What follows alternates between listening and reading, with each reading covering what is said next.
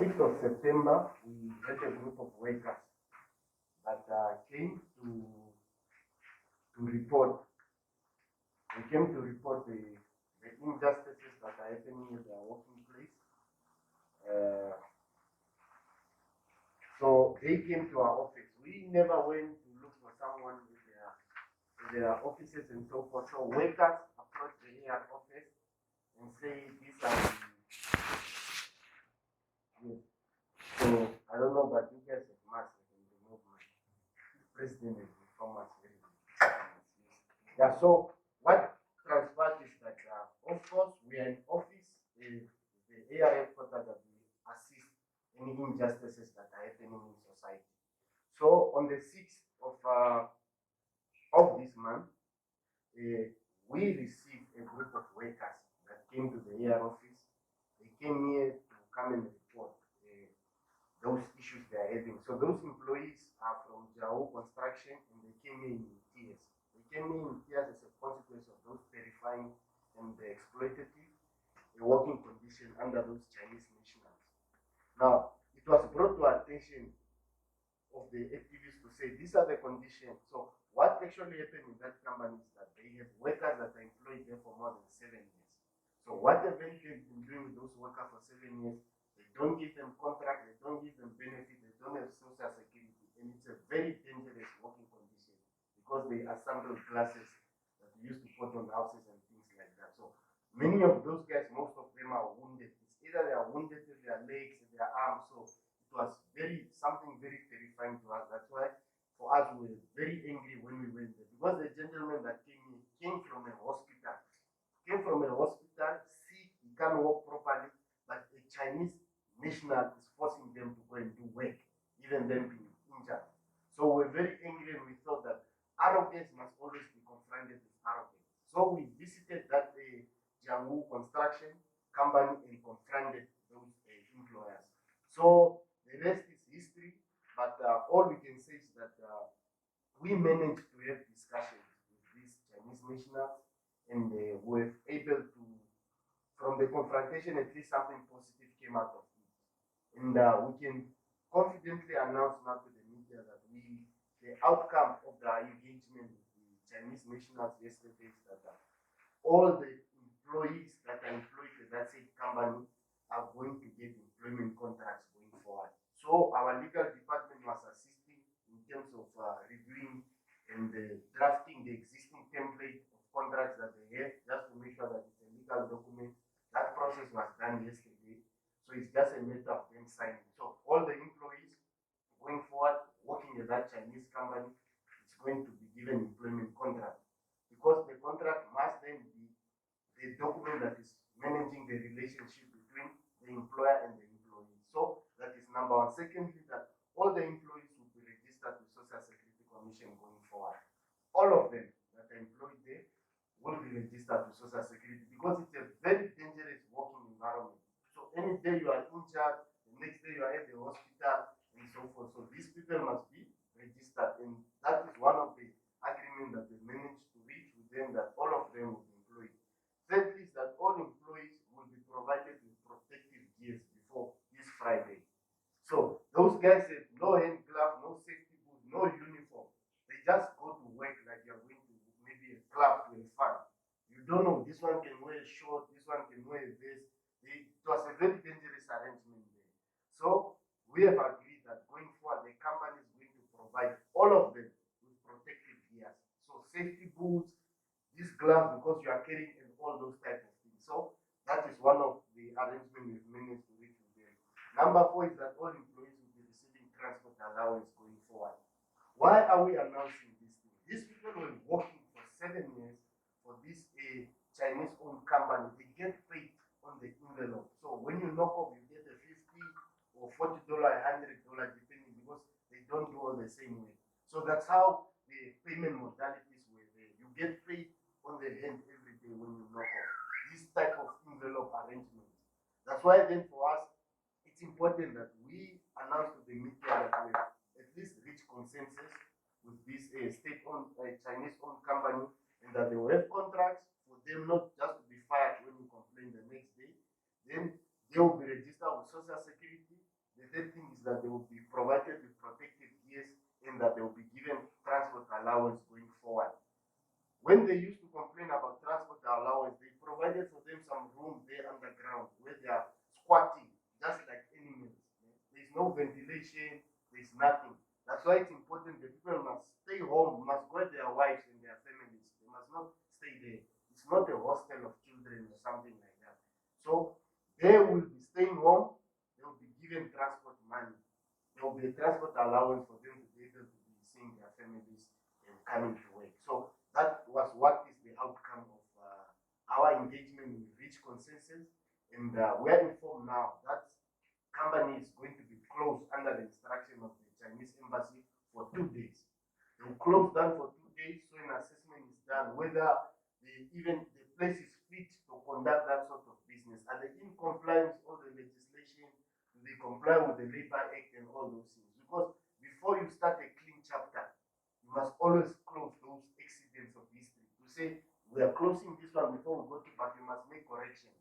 Otherwise, we'll be making a mistake, I agree, but there are mistakes that emanated from those. So that's why we have no problem with it. The intervention of the Chinese embassy to say that they are closing it and making sure that they are in compliance with everything before they reopen for business. We want to make it public that we have nothing personal against Chinese nationals in Namibia, but we have issues with Chinese business people that want to come and exploit and recolonize our people. We have no problem with Chinese nationals because there might be some narrative created here that we are anti-Chinese. We are not anti-Chinese. Chinese are our brothers. Chinese have helped us during our dark days of the struggle. Chinese are helping, be it in sport, be it in other means in construction. We value their contribution. But all we are saying, that must not be done at the expense of exploiting Namibians. So if they are here to conduct business, they should conduct business in line with the existing laws, the legislation, the acts that are in place. Then we have no problem. No one must be exempted from that. So that is the outcome as it relates to Jianghu construction that we had a problem with. Yeah, so the other aspect that we want to speak about is the Chinese embassy. The Embassy of the People's Republic of China, we are taking this very serious because subsequent to our confrontation with that same Chinese-owned company, on the 6th, we have learned of that the police commissioners in the Namibian police have handed over our information to the Chinese embassy in Namibia. So they've handed over our information, our names, our contact details, and where we live. This was confirmed because me personally, because I led that operation with George, we received calls from officials from the Chinese embassy yesterday condemning our involvement. Imagine me being called by some arrivalist that came from somewhere, is in the Chinese embassy to tell me that I'm not happy what I saw in the video, we condemn that act, we don't want you to get involved in Chinese company. Me to be told by someone that arrived from Asia in my country, and you are telling me how to conduct the affairs of the AR movement. So we already know those instances that even our police is captured by the Chinese. I think the media is even away in terms of what happened when a directive was issued by the Inspector General. So we are receiving threats from officials from the Chinese embassy. However, we make it very clear to them to say that, look, we are very serious when we are conducting this operation of making sure that this illegal and exploitation of workers that is being conducted by Chinese nationals in our country, we don't take it lightly. But if the embassy is going to bring the same arrogance by trying to decide to us what we must do in terms of confronting those injustices, they are taking it very wrong. We don't care who's working with them. We don't care whether they are protected by the police chief, whether they are protected by the president. All we are saying is that Namibia is governed by the rule of law and not the rule of man. Even the president is not the one that decides what to do. We have a constitution that is the supreme law of the land, and we don't take those people serious. Even the embassy themselves, an institution of the state, of the Chinese state, calling you on your private personal number to condemn you in terms of what they've seen in the video and say, no, the Chinese are not happy in China, even here in Namibia, they are not happy, you must stop doing those things. We don't take instruction from the Chinese embassy. We take instruction from the air movement. We take instruction and mandate from the masses of our people that we represent. So we have taken note of those threats that are coming from the Chinese embassy. Of course, they are working with politicians in terms of saying we don't like it. So they are not going to determine how we are going to run our program as a movement. Of course, we respect it as an institution of the Chinese state in Namibia, representing and coordinating all the affairs of the Chinese nationals. But they must never think that they can give orders and direct us in terms of what we must do. So we have taken note of that, and we believe that the arrogance from the Chinese embassy is informed by the protection and the special treatment that is afforded to them by police generals, by politicians. We don't know, but one can clearly say from these incidents that our state is captured. Our state is captured by Chinese nationals. Yes, we are completely captured. You are hearing your private citizens of your country. You are getting a Chinese national that is here, a foreigner, an arrivalist that came here to do business, exploiting. There's a gentleman here who was kicked on his balls by Chinese nationals. We are not even sure that he's going to make children. And the response that comes from the police force is to give my personal number, my name, my surname, my middle name to some Chinese official at the embassy to call me telephonically and threaten me that is not happy with my action. I don't report to the Chinese embassy. And the Chinese embassy can do nothing, literally nothing about it. So that can clearly demonstrate that these Chinese people are very powerful. They've captured the police, they've captured politicians, and the state is completely captured by Chinese nationals.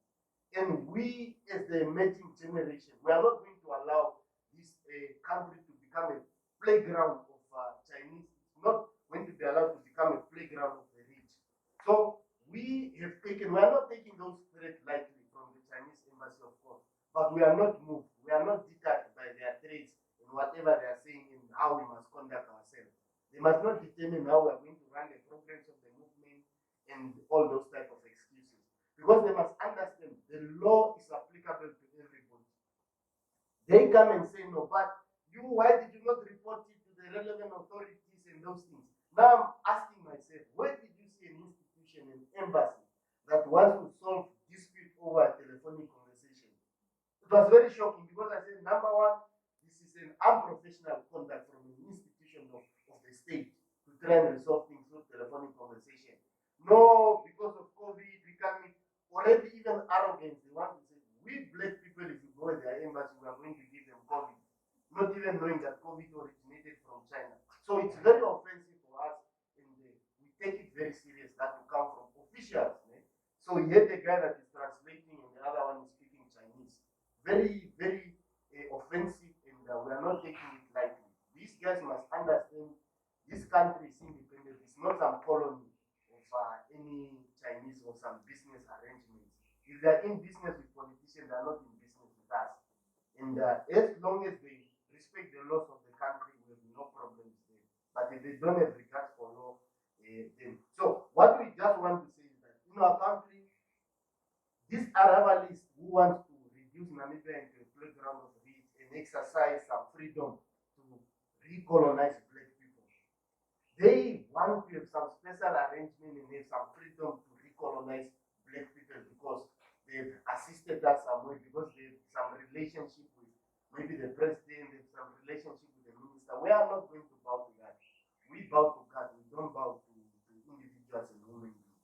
So we just want to say that, especially to the ambassador of China, that we appreciate the contribution played by the Chinese government during our dark days, during our struggle. Of course, they were there to assist us, and we also value the diplomatic relations that we enjoy with the People's Republic of China. However, that must not be exempted as Chinese national from being subjected to the rule of law of Namibia. So we therefore advise the Chinese ambassador to Namibia to send out, if it's very serious and it's a leader, we are advising the Chinese ambassador to Namibia to send out a memo to all Chinese-owned businesses in Namibia to reorganize their business operations in compliance with the Namibian laws, the Labour Act of 2007, and all the relevant legislation and regulation governing business establishment and operation. So we have given him that we have given you a miscall that this is what is happening. It's not coming from our mouth, it's coming from Chinese nationals themselves saying, no, we've been mistreating workers. It's not us. The owners of this Chinese construction company came out in the media and admitted themselves and say, no, we take the blame, we've been abusing workers, we've been mistreating them, we are sorry, we must do something to change about it. So that shows that this is not only there, meaning it exists everywhere, across the board. So as the ambassador in Namibia representing and coordinating affairs of Chinese nationals here, we are advising him as the head here in our country. Let him send out a memo to all Chinese-owned businesses in Namibia and tell them to be in compliance. They must be in compliance, as you said, they must reorganize their business operation, how they operate. They must reorganize themselves and be in compliance with all Namibian laws, the Labour Act, the relevant legislation and regulation governing business establishment and operation. Because you even be shocked when you went there. These people don't take, if you are going there to swipe, they don't take all those other payment arrangements. They just take cash. Why do they take cash? Because these people are evading tax. They don't pay tax. That's why they even fail to give you receipts. So when we are saying they must reorganize their business operation, we are not only speaking in terms of employment relation with employers. They must be in compliance with fitness certificates. They must be in compliance with paying tax and all those types of arrangements. Because when you are having a business that is only restricted to cash, these people are taking cash, they are not paying tax, they are shipping out Namibian money that they are conducting business here to China without even us benefiting anything from their businesses. So we are not going to allow those things to continue happening under our watch. We have decided that we are going to launch an operation and making sure that Chinese nationals that are conducting business here must not be exempted from those responsibilities when you are in business. So that is the clarion call that we are advising the Chinese ambassador to do if they want us to operate in a peaceful manner. If they are not serious with that, we are going to conduct this operation from town to town. We are going to do it from region to region, shop by shop, mall to mall. Because if those that are entrusted with these responsibilities are not doing it, we are now descending into that arena. And we are going to make sure that Chinese businesses must be able to comply with the law. So if the ambassador is not going to take this advice lightly, he must let us know. We are going to do it ourselves. And we will do it by going to shop by shop, mall by mall, town by town. We have given these people freedom to do business everywhere. They are doing businesses deep in the village in Onakali. They are doing businesses deep in Okavango. They are doing businesses literally everywhere in the informal settlement. And this must not just be limited to Chinese business owners. It must also be known that even our Indian brothers, we are made aware that they are busy giving things on credit in informal settlement, and later when people fail to pay, they are going to beat people out in the informal settlement. These are arrivalists that came from India. They come here, conduct businesses in some informal manner, give things, force things on people, say take pots, take these things. Later they come and claim you don't have the want to fight, even in the informal settlement. In fact, this warning does not only go to, but it seems that Namibia is a carte-blanche approach when it comes to enslaving Namibian workers. It's happening by black or Namibians, also white Namibians, the Indians, the Arabalists, everybody. But what you are warning that now we have enough time now. It's time to reorganize. This man tried to reorganize your business approaches, your business principles and processes. Because when October hits, no one will be left untouched. Even our family members also know that these members of our families, girlfriends, husbands, that are also infringing black Namibians. We shall also come for you. Nobody will be left untouched. Even the newsrooms. We know also you people here, the journalists, most also understand that you're also being victimized in the newsroom. No one in this country, as long as you are in employment in this country, you deserve to make a living in a dignified manner. Nobody needs to be abused because of a dollar. And if so, we will also come and interrupt those business operations. Because you can't be saying that no, we need to protect businesses because they pay tax. What about the individual that's making that money to enable that person to pay tax? What about that individual? Should I say no, expect them at free will? No. So everybody in this country that's doing business, and that's doing business, we are saying you should stop and you should start reorganizing yourselves and ensure that every person in your employment is living a dignified life, is making a dignified wage in these circumstances. Because it can no longer persist that things are business as usual. We appreciate those that have been adhering to the labor laws. We appreciate them, but those that are not adhering to those labor law and regulations, my brother, my sister, please reorganize. They are very important to, because you see, there will always be opportunities that will later want to come and say, no, it's xenophobia against Chinese nationals. They don't want Chinese. No, we have no problem. We are putting it on record that we have no problem marrying, dating Chinese nationals, going into business with them, renting with them. We have no problem. We welcome every citizen from any corner in the world that wants to do business and can live in Namibia.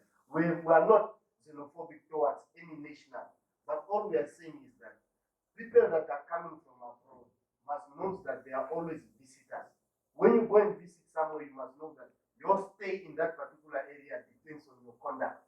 So even if I go and visit now here, I go and visit in Cape Manchon. If I'm not behaving myself there at the house where I'm going to visit in Cape Manchon, of course I'll be chased out. Then I must look for other means. So the conduct of the visitors, so their stay actually must depend on their conduct. If they are not conducting themselves in an orderly manner, then unfortunately we are not going to tolerate those things. It can be tolerated by maybe those vice presidents and those people that are 8 years old, but not us. We are not interested in those things. So we want to make it very clear. Now, moving forward, we want to say that we also want to discuss about the Ministry of Labor. We want to discuss specifically on that ministry because it's given the mandate to deal with employment relations, industrial relations, and employment creation. Now we have noted the modus operandi of the weak, very weak. You see a ministry that gets a lot of money. We've noted the modus operandi of the weak and lazy Ministry of Labor under someone that is very ideologically absent, Tony Muyoma. We don't even know why they placed him there. He's absent. We don't see his involvement in anything, but he's in charge of such a very critical and crucial ministry. We have noted their weakness and laziness in handling labor relations and the reported exploitation of workers in that ministry. Even where we are coming from, they say, no, some people from labor ministry just come in, walk up the stairs, meet the bosses, then they just go. Probably you even see them eating chips there, the service opposite. It's officials that are in the pocket of captains of the industry, it's officials that are captured by employers. So that ministry doesn't serve its purpose, it doesn't have teeth that can bite. That's why business people have no regard for our laws and the labor act. Because the institution that is there, the ministry that are supposed to regulate and manage all these employment relations is weak, is lazy people, and the minister is so clueless about these things. We just don't know. Maybe the president can consider to reshuffle and put someone maybe that is young, that is able to take the ministry serious.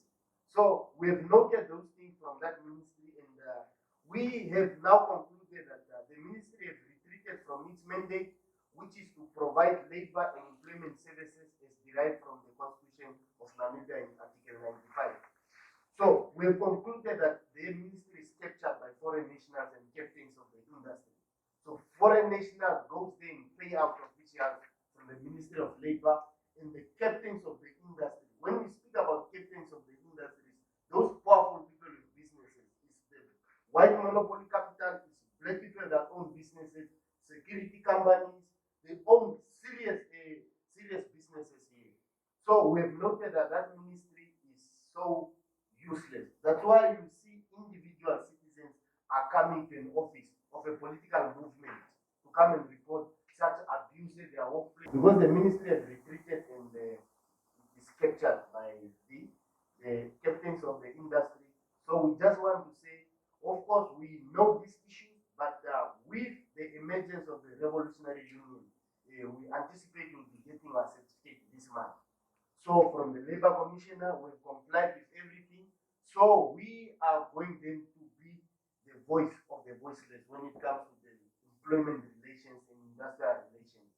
The Revolutionary Union is going to be the voice of the voiceless, because people are suffering. People have been exploited. Just after this incident that happened with the Chinese, we've received files. The girls are busy, they're trying to make cases. Things have become, everyone is bringing out their problem to us. So this must not just also be limited to the Ministry of Labor. It must also be extended to the Ministry of Home Affairs. The Ministry of Home Affairs is dishing out working permits. How? Because people are coming now complaining and say, I'm working in a ship. But people that are cooking is Pakistan, Chinese national, Russians. Where do they get working permits for that? Someone that is just working in a normal shop is from Pakistan, is from Russia, is from China. Then where are we going to get jobs for Namibians that are born and bred here? So how do they dish out? Because our understanding is to say, when there are opportunities that are sophisticated, where we don't have those kind of skills, scarce-skilled areas, scarce-skilled areas that we have no capacity and training to occupy those positions, we then consider foreign nationals to occupy those positions, but there must even be skill transfer. When they are working there, they must be able to mentor someone that is under them, so that we are able to see that between maybe 5 years in front, we are able to produce someone that has studied, we are able to produce someone that can do that job. But the Ministry of Home Affairs is on some sort of a spree just to dash out working permits to foreigners. In the construction industry, they are using them even for building. So our Namibians are only to push the wheelbarrow, it's done. Even building bricks and all those, even things of secretaries have been done by foreign nationals. So we have taken note of that, and we are also warning the Home Affairs that we are going to ask for an audit in terms of how are they determining giving people those. Because we have training institutions, we have UNAP, we have IUM, we have NAS, we have VTCs. We believe our institution has capacity to train our people, be that it's in academic, it's in TVET, it's in whatever field. Yes, engineering, but our people involved by fishing factories are complaining that their jobs have been taken by foreign nationals. So we don't know whether those foreign nationals are illegally here, but all we know is that they are saying they have working permits. So that is coming from Home Affairs, and we are saying those two ministries are the serious damage to the industrial relations in this country. Those are the two, Ministry of Home Affairs and the Ministry of Labor and industrial relations. They've become very problematic. In fact, if you look at the Ministry of Labor and the labor courts that's happening, what's happening in the labor courts in the Ministry of Labor, you find that a person is injured on site, has all the evidence that is injured on site, but that specific individual still loses a case at the labor court, and then they come to us to retrieve them. But I'm asking, how is that possible? Because it's possible because the Ministry of Industries have captured a particular department of the labor ministry. It cannot be that the labor arbitrator issues a demand letter that people must be paid their several packages, they must pay their outstanding allowances, but the employer still ignores it, and nothing is done.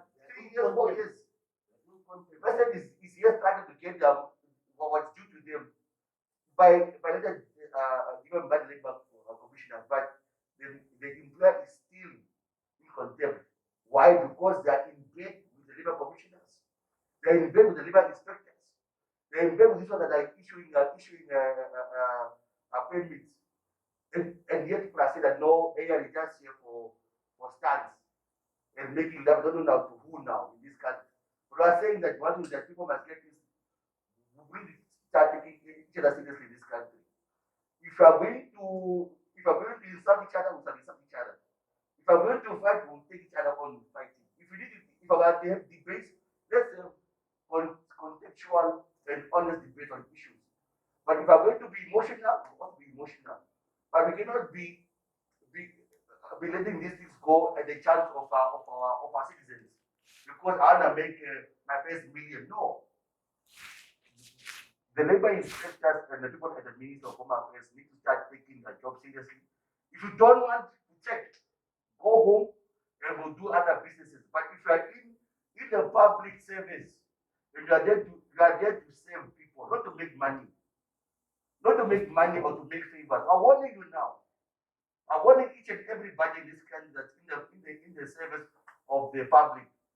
For as long as you are here, and you are here, and you are taking people's life for granted, it's either you protect your farm or your house, or you get your work in order. I said, start reorganizing yourselves. Because it's becoming apathetic now that this country is going to the dogs. And I'm warning everybody that stop doing it. I was asking politely even. Because people say that no, don't have respect. I'm asking you now politely.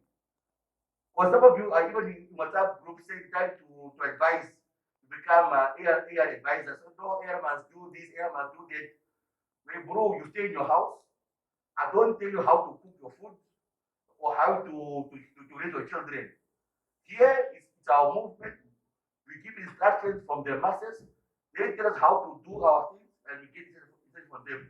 If you're not happy, stay in your house, stay in your lane, watch your TV and be yourself. But I'm worried that if you continue disregarding our laws here in this country, we shall also start disregarding your rights as private individuals. So I ask you nicely, politely, please reorganize yourself. If you don't want to reorganize, go. The full conclusion before we just give to the media is to say that we will remain a self-defining and self-directing movement. Because our principle has always been, if we allow ourselves to be defined by other people, then we'll become a construction and consequence of their imagination. You just see someone is just imagining that the t-shirt must not wear red, they must wear blue. Then you want to impose that on us. So we make it very clear to say that we remain a self-defining and self-directing movement. We'll never allow ourselves to become a construction and consequence of other people's imagination. So you cannot sit in the comfort of your beer in a bar and want to dictate the program. And now we must enter the relations of the AR movement. We've taken note of those boys with suits and ties that are always seated at restaurants, having coffee, and want to dictate, no, you are not professional, you must confront it. So when a Chinese was kicking a black person in his private part, where were you to say that was not professional?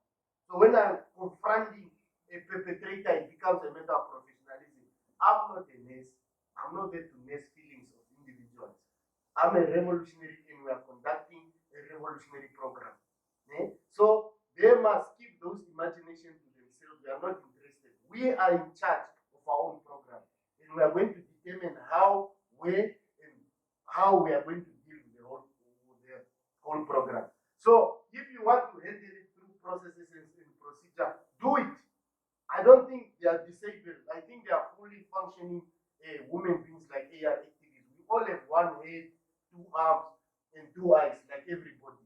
So don't wait and become reactionaries when we do something. You want to come and determine that, no, we don't like the way you do it left or do it right. So we determine our own program. We are not going to listen to those reactionaries that are out there that want to speak after the action is done. We are confident and proud that from our action now, we've given working contracts to more than 50 workers. We are going to have working contracts with fully benefits, and that is a result of our intervention.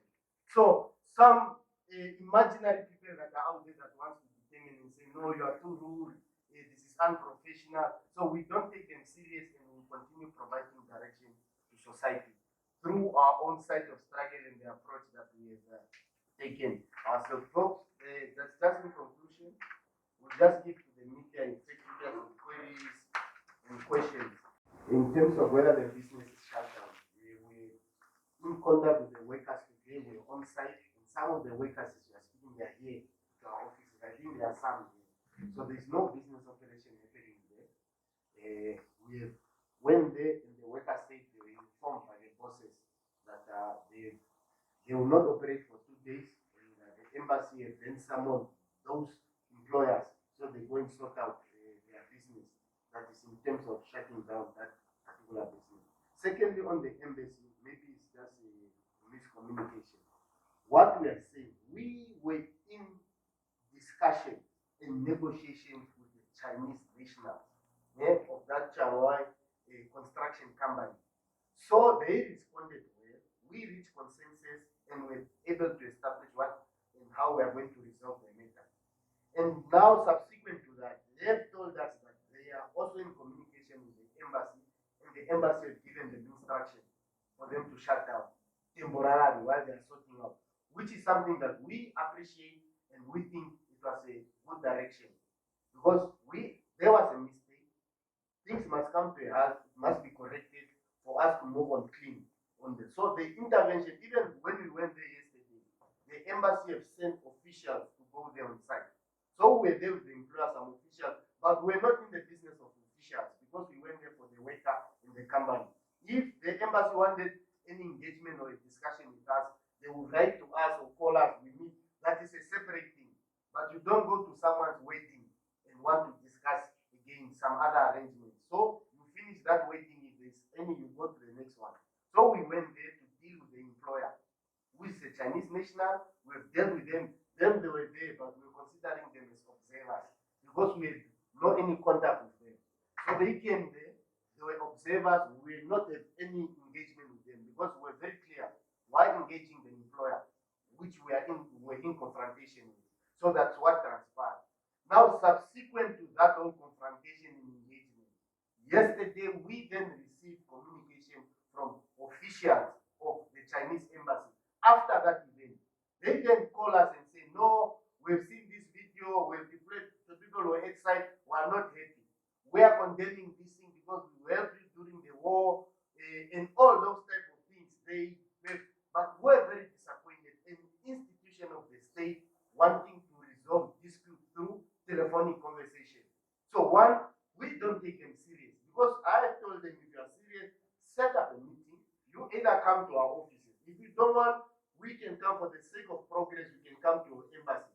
So, because this does not only have to do with this one company, this is across the board. So, if we want to address things while it's early, let's sit down and see how we are able to resolve this matter. They want to say because of COVID, they cannot sit with us and those folks. That's why we say these are people that are not serious and you want to condemn me and say you are not happy. So, we are not interested in their feelings. We are interested on the realities that are happening on the ground. So that's where it ended. And we are just saying that even if the translator, someone speaking Chinese, how do I deal with those things? It's not even some video conference arrangement, it's telephonic. Maybe they are sitting in the boardroom there. Now they put on loudspeaker. I must speak, someone and translate, speak Chinese. We must sit. If they want to translate, let's sit in the boardroom and discuss the matter and address them heads on. So those are the issues. And we were questioning, how did you get my private number? How did you get George Kambala's private number? If you are a Chinese embassy, I've never worked there, I've never applied for a job there. Where did you get my number? They are then revealing to us they got it from some commissioners in the police. Now, when we are saying people are captured by the state, where did you see a security apparatus that is there to protect our rights? Yes, police officers, nationals. They are giving your personal information to an institution of arrival lists that are in your country to deal with you directly. What if that guy could have called me and said, let's meet in Vanilla and shot me in the head? What would they say? That guy got my contact details. So this is then the role of the police in all those things. They went behind closed doors and said, no, we have this number, this is his first name, this is what he does, he was in charge. So meaning you went to sell out your own national. That's why then we are saying their police, we are not surprised because they do have already earlier issued some directives that you must give maximum protection to Chinese nationals. They are under threat, yes, in their businesses. So that's what transpired to answer your question. clear in terms of that. Yes, moving to Leston, you spoke about adherence. We applied in January, okay? Because we must be able to understand that AR is not a labor representative movement. We are vested with a lot of responsibility. We have 6 sides of struggle. We go to court.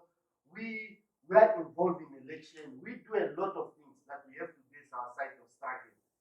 But we cannot ignore workers that come to resolve it. Then it has become problematic where we usually have to go into companies to resolve. Then it became, because of course we are very alive to the law. Yeah? We are sensitive to that. That there's a Labor Act of 2007 that manages that. And we are not the union. We do it because there's a need to do so. Sometimes it's illegal, but it's necessary. That's why then we decided to establish an institution that is going to be independent, and where you recruit workers, workers then are going to represent themselves. Then as we are relieved, we can focus on other matters. We gave in our application in January, then there's been a back and forth. But what we can say, the last communication or correspondence we exchanged with the Labour Commissioner was that they said there was mistake of us putting a small t while the t was supposed to be capital letter, of us putting a c while it was supposed to be a s. So it was repetition, it was grammatical matters. They were corrected, and we were even anticipating by now we would have received that certificate of registration. So they've tried to use any angle to say maybe you use an A3 paper while you're supposed to use an A4. The other one is bolded, the other one is in green. So they've tried to use any simple mistake that they can use to delay this registration. So unfortunately, this was the end. All those things that they've identified, we've corrected them. There's nothing. They even had issues of us writing, we are going to be a militant union. Saying remove this word, you want to carry guns and kill people. It's people that were unreasonable. But of course, we understood that they were under instruction from the headquarters, under the opposite Kaptura Hospital. We knew that the instruction is coming from there.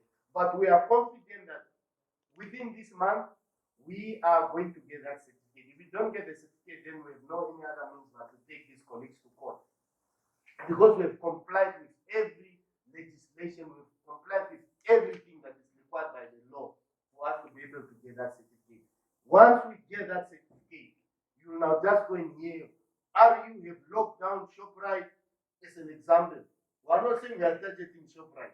You just hear RU have taken over Orongo Cement, RU have taken over in Valdes Bay, RU have taken over the Namibian employees, RU have taken over everywhere. So we'll start with this. We'll start with those announcements one by one. And when we are doing so, we are going to operate through revolutionary method. We are not going to be this passive and timid existing union. If you are not complying with the law, we lock and shut down your organization. Because you cannot say, no, it's illegal, go to court. But you are busy with illegal things. But you don't want illegal things to be done. So we are saying, if you are arrogant, we fight you with arrogance. If you are complying, we fight you with. If you want strategic engagement, we engage strategically. If you want to have coffee at our office, we have no problem. But if it's arrogant, we retain it with arrogance. If you want to fight, we fight back. If you want to smile, we smile. So that is determined by your conduct and your action. So I hope I've answered that on RU. You say the other one is a publicity stunt. Then I don't know for someone who's kicked in this private part. So we're just supposed to sit at the office and say, hey, my guy, these Chinese are powerful. Just go and deal with your things because we will be accused. That's why we say it, man. And we want to make it very clear to all reactionaries and those clowns that are making those remarks. Man. Who remain self-defining and self-directing. So that is someone's imagination. Man. Because you must understand, once you allow your progress processes to be defined by a third party, you become a construction and consequence of their imagination. Later tomorrow, they will start saying, no, I don't like the person that Amunime is dating. So I must change a partner because someone else was eating in ice cream in town is not happy. So we never allow those things to happen. If it's a publicity stunt, where is their real work that resolve those matters? We have something to show now. We have secured these benefits for over 50 black workers. This has nothing to do with some publicity stunt. It's a revolutionary program and people are happy.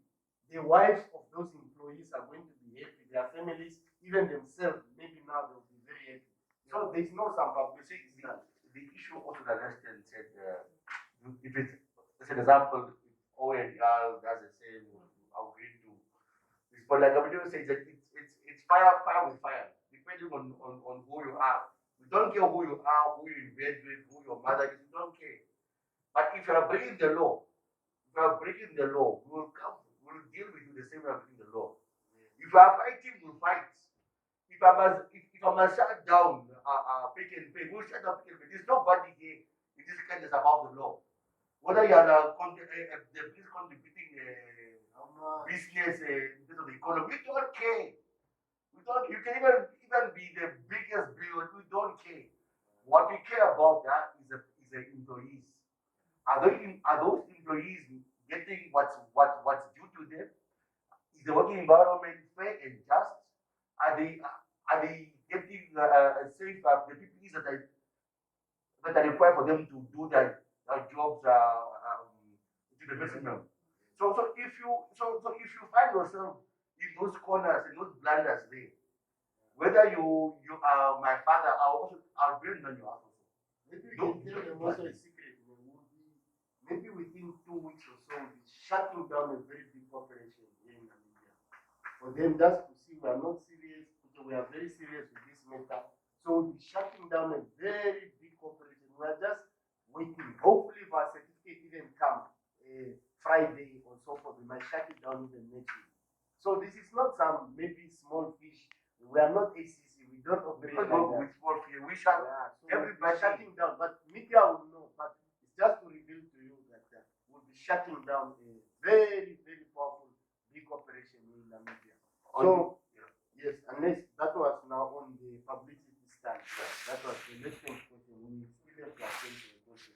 On her question on the state capture. You see, in I think somewhere in 2013 when President Hamid was prime minister sometime he did what we call this tours at the mission of trade. That's the first mission of trade then prime minister, he did those tours. And in those tours he emphasized no the Chinese, especially it's him and President Kwamba. No, the Chinese are our brothers, we need to protect them, we need to ensure that we should not be harsh on the Chinese. That was probably 7 years ago. And then they took on two occasions. On two occasions, the first public said that no, we need to provide the Chinese nationals with basic security, we need to protect them, their businesses are under threat. And then they go and write a circular informing every police station, every regional commander that please don't stand by. Ensure that every Chinese business in your region is under protection because it apparently these terrorist threats in Namibia against Chinese. So now, and then remember again, there's a time when the Chinese embassy went to go and dictate, or for when President Geng was going to China, dictate to China government, Geng gives a speech. We want to prepare a speech for you that they must go and present in China when they're going to see the president of China. Here's the speech we already prepared for you. So for you, you just fly to China and go and read it. So if those little elements do not allow that amount to take capture, then they are not sure what other definition we need. Because at every interval, when even when the ministers themselves go out, they always say protect Chinese interests, protect Chinese businesses. Chinese national are our friends. Till when? Who? And the Angolans they're also fighting for us with us. The Zimbabweans, the Zambians, the South Africans, Mozambicans, the Cubans. Why do they also not share the same interest when it comes to especially the Cubans? But the Cubans gave us military support, but we do not share the same interest when it comes to protecting these arrivalists. So I'm saying that state capture is evident, it's real, and we need to ensure that it's a generation. We need to protect our state at all costs. We are saying that if we need to fight fire with fire, we shall do it. But we also appreciate what they've done for us. We appreciate what they've done for us in terms of the struggle. But that appreciation must not be taken for granted. Yeah. Yes, definitely. I think you've answered that one with picture. Other one was on the ultimatum in the government. This one was on were you contacted by anyone from government? Government contact ultimatum. Yeah, I informed that the Prosecutor General tried to reach out to us. They reached out to the activists in chief. Just to try and establish whether we reported those injustices to the police and those things. So maybe files can brought to a desk and so. But we are not interested in those things. But the Prosecutor General must give instruction to the police not to find out from us that we have reported. If I said someone is killed somewhere, now you must think it's me that must go. Come, send a team to come. So that is the only government official that tried to reach out to us, whether the matter of sexual abuse, because we are seeing someone that was kicked at this private part, whether the matter is reported so a case is open so they can try and prosecute those that are on the other wrong side of the law.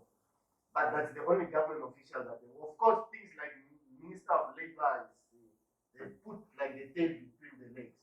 Because of course they don't ever imagine things like this happening. So currently now they put their tails between the legs, they are scared in there because those people that face them under the table are questioning now them. What are you doing? Protect our interests. Because it's vice versa. They're supposed to be protecting workers. But now what do? They protect employers. Because the employers are dashing the money under the table. That's why they will never even issue a statement. I'll tell you, Minister of Labor will never issue a statement, Minister of Home Affairs will never issue a statement. Because they know they are compromised, they are captured, and will never descend into this. In terms of the ultimatum, 100%. We are saying we are anticipating by next week or the other week we are getting our certificate. So there is then a period for all the employers and companies to reorganize themselves within the month of September. Because the month of October, we are just going to deploy teams. Maybe 10 people are going to Erongo. These 10 people are going to Otunjupa to the mines. These ones are going to be deployed to Chinatown. These ones are going to be deployed to Wayne. And when we are going to do that, we are going to begin a revolutionary program and we are going to go hard on them. Why not? Because all we need is that passport, which is the registration certificate. You cannot deny us entry into your working place. We are there to represent workers and we are registered. So we just await that certificate, but we are already giving them at least the remaining time of September.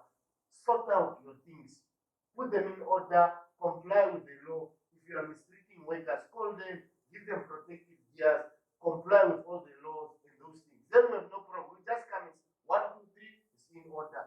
We consult the workers, they are happy. We say continue doing what you are doing, do business peacefully, we have no problem. But those that are not compliant, it's either we shut down